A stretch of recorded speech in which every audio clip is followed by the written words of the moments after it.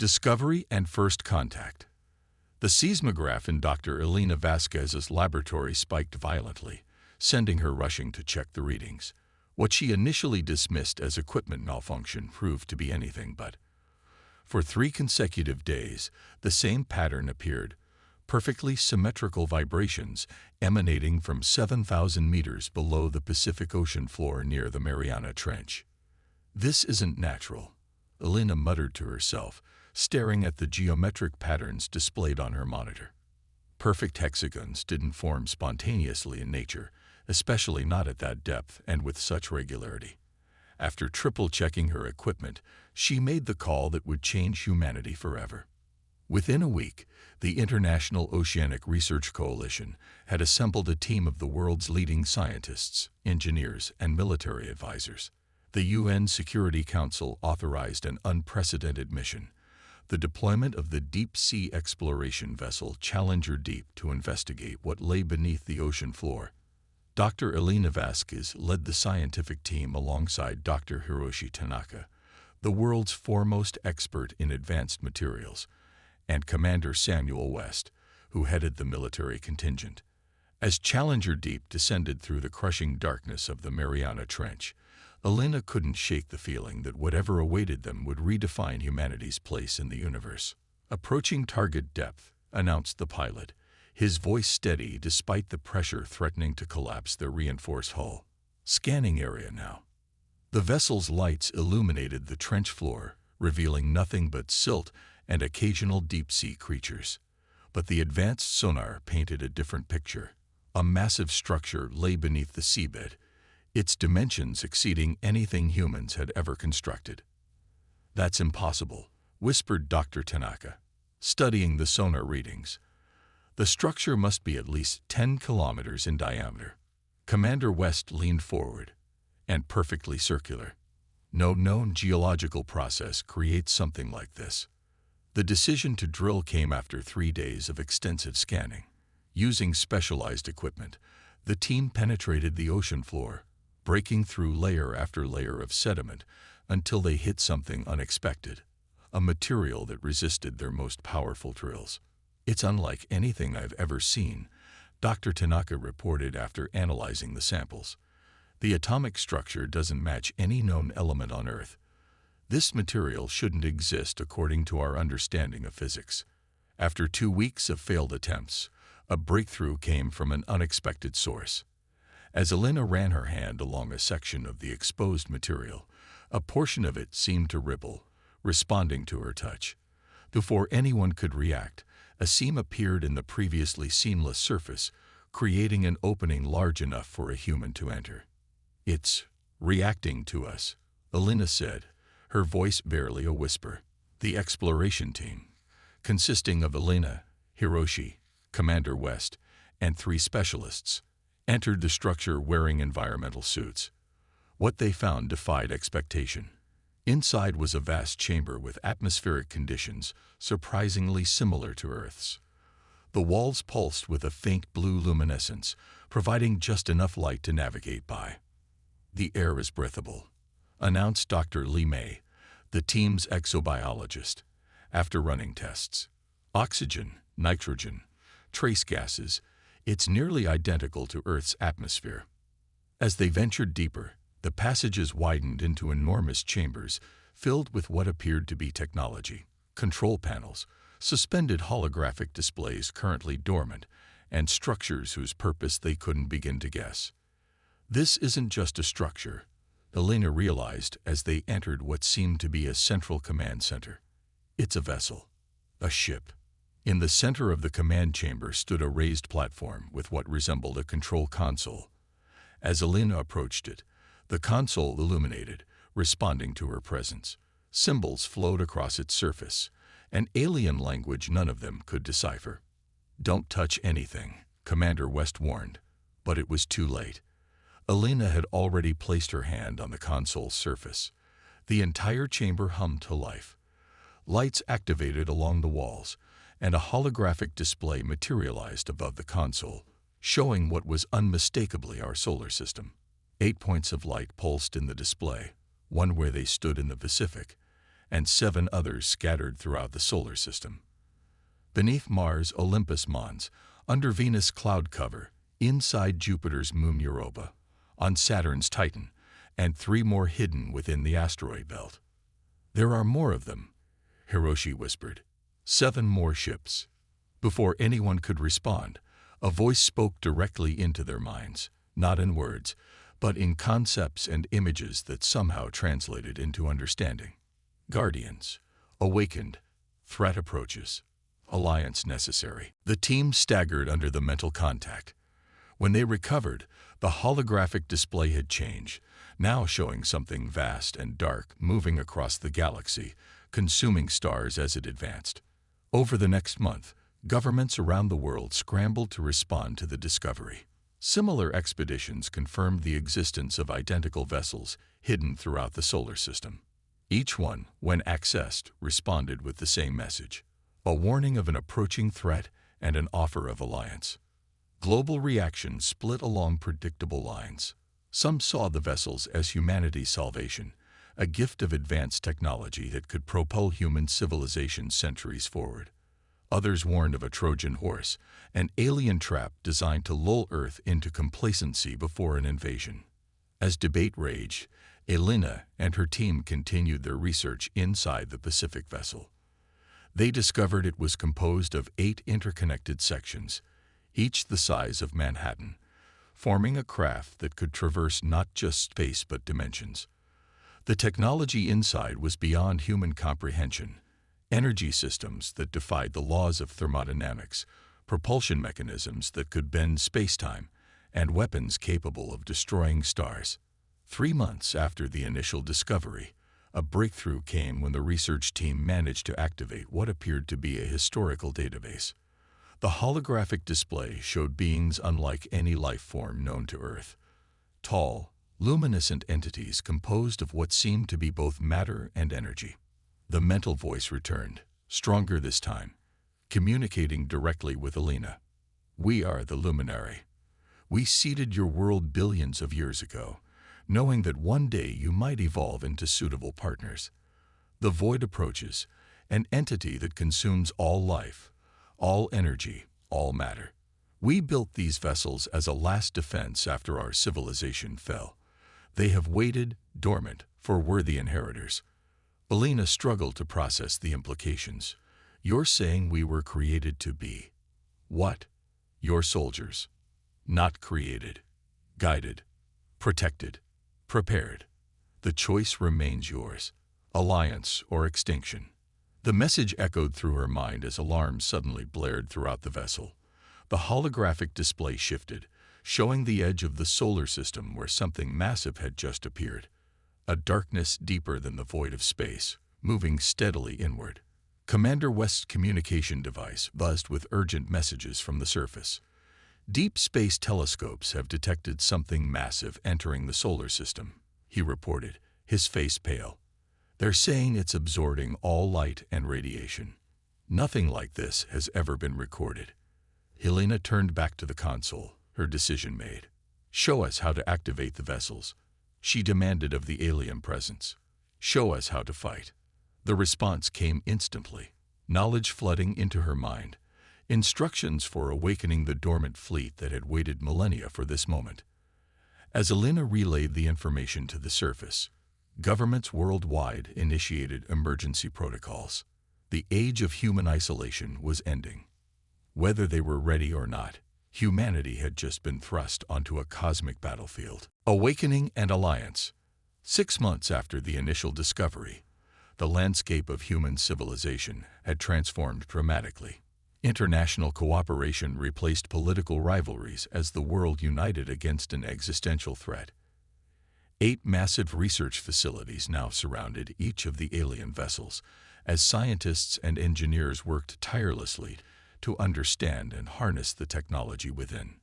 Dr. Elena Vasquez stood at the heart of the Pacific vessel, now officially named Luminary Prime by the United Nations Extraterrestrial Response Council, watching as technical teams interfaced human computers with alien systems. The central command chamber had become a hub of activity, its walls now covered with workstations where linguists attempted to decode the alien language while engineers reverse-engineered technology centuries beyond human development.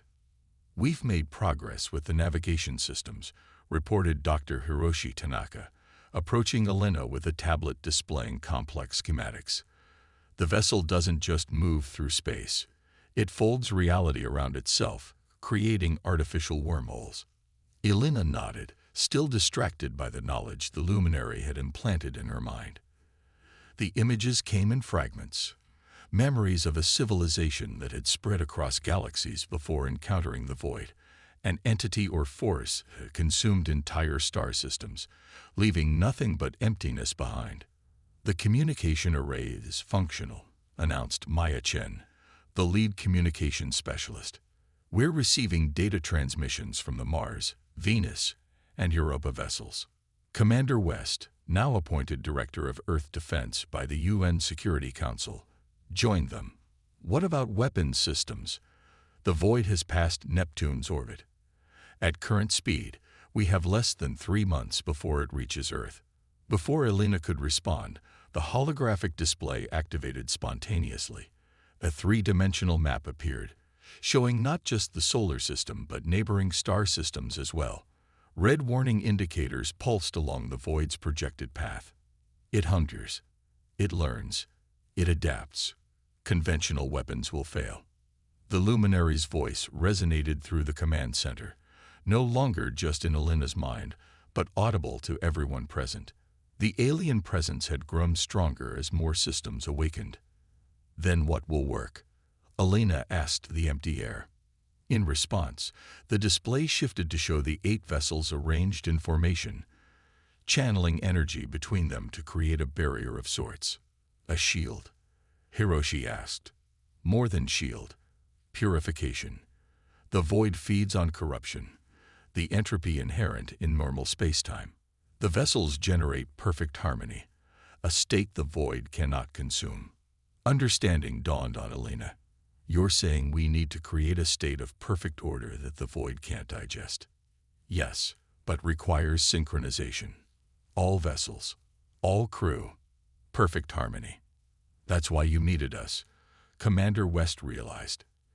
"Your species couldn't achieve this harmony. We were too uniform, too singular in thought. Humans contain multitudes. Diversity creates resilience. Together, we might succeed where we alone failed. But achieving global cooperation proved challenging despite the looming threat. Within weeks, fractures appeared in the United Front as nations maneuvered for control of the alien technology. The North American alliance seized exclusive access to the Mars vessel.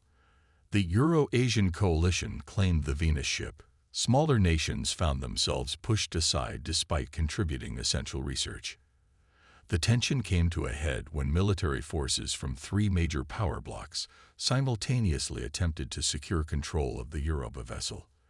As armed personnel entered the ship, its systems responded defensively, sealing entryways and cutting off communication with the outside world. Elena received the news while working inside Luminary Prime. "This is exactly what we can't afford," she told Commander West. "The vessels require cooperation, not competition." The commander's expression was grim. Try telling that to politicians watching their nation's power and sovereignty slipping away. The situation deteriorated further when the Venus vessel, responding to what it perceived as hostile actions by the Euro-Asian coalition, initiated an emergency protocol. The massive ship rose from its resting place beneath Venus' surface, causing planetary-scale disruptions that threatened the research colony established there. Disharmony spreads. Time diminishes. The void accelerates. The holographic display updated, showing the dark entity now crossing the orbit of Uranus, moving faster than previous projections indicated.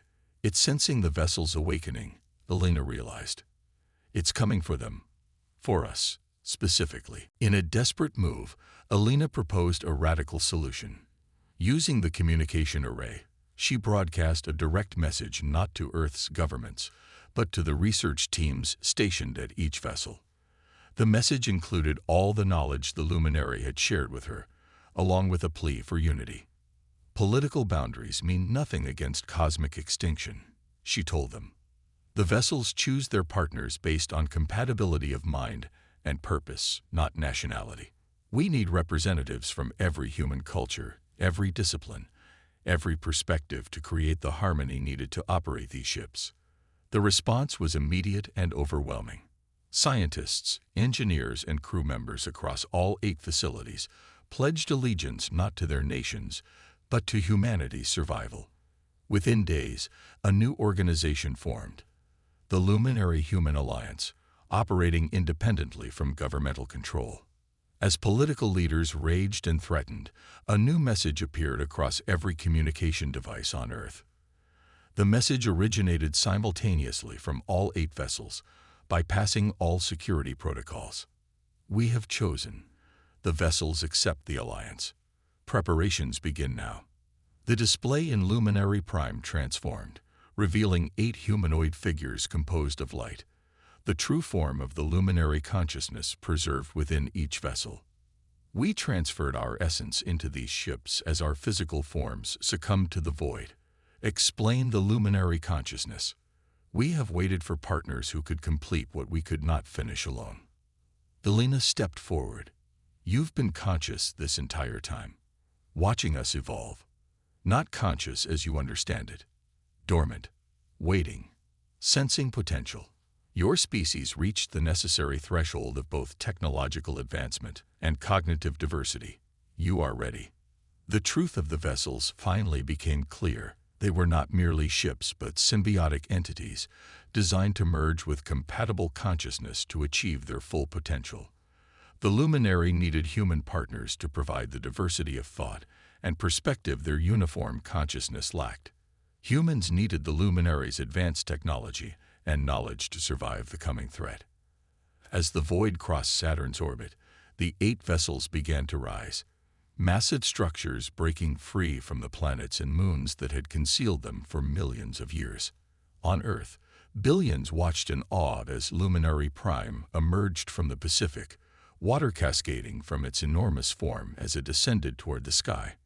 Each vessel selected a crew of 300 humans, chosen not for nationality, but for compatibility with its systems and the diversity of perspective they brought. Elena found herself appointed as Prime Commander of Luminary Prime, with similar leadership structures established on the other 7 vessels. When the vessels assembled in orbit around Earth, they dwarfed everything humans had ever built, each one larger than Earth's moon, their surfaces gleaming with iridescent patterns as their systems fully activated. The void will reach Earth in 72 hours, announced the Luminary consciousness. Synchronization must begin now. For 3 days, the crew of each vessel worked in perfect coordination, guided by both human leadership and luminary knowledge. The ships arranged themselves in a precise octahedral formation, energy fields connecting between them, creating a lattice of pure order that surrounded Earth. When the void arrived, a darkness that consumed light, a hunger that devoured reality itself, it encountered not a fragmented defense, but a unified barrier. As it struck the energy lattice, something unexpected happened. The perfect harmony created by the human luminary partnership didn't just resist the void's consumption, it began to transform it. It's working, Elena whispered as she watched the display showing the void's darkness fragmenting against their shield. We're converting entropy back to order. The battle lasted for 7 days. Each time the void adapted its attack, the human crews responded with innovations the Luminary alone could never have conceived. Where the ancient aliens brought perfect consistency, humans contributed unpredictability and creative problem-solving. When it ended, the void had not been destroyed. Such a force could never be truly eliminated, but it had been diminished, converted partly into harmless energy that dissipated into space. What remained retreated beyond the solar system, weakened but not defeated. As the immediate threat passed, humanity faced a new reality. The vessels remained in orbit, their luminary consciousness now permanently bonded with their human crews. The technology they offered could solve Earth's greatest problems: energy crisis, climate change, disease, but also presented unprecedented challenges to existing power structures. What happens now? Commander West asked as they stood on Luminary Prime's observation deck, looking down at the blue planet below. Elena gazed at the stars beyond. Now we prepare. The void will return, stronger and adapted to our defenses. But we'll be ready too. The luminary gained us time, perhaps decades, perhaps centuries. We'll use it to unite not just our world, but to reach out to others who might stand with us.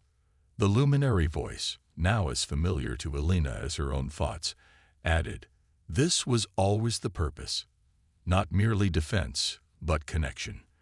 The universe contains countless civilizations facing the same threat. Together, life can endure what no single species could withstand alone."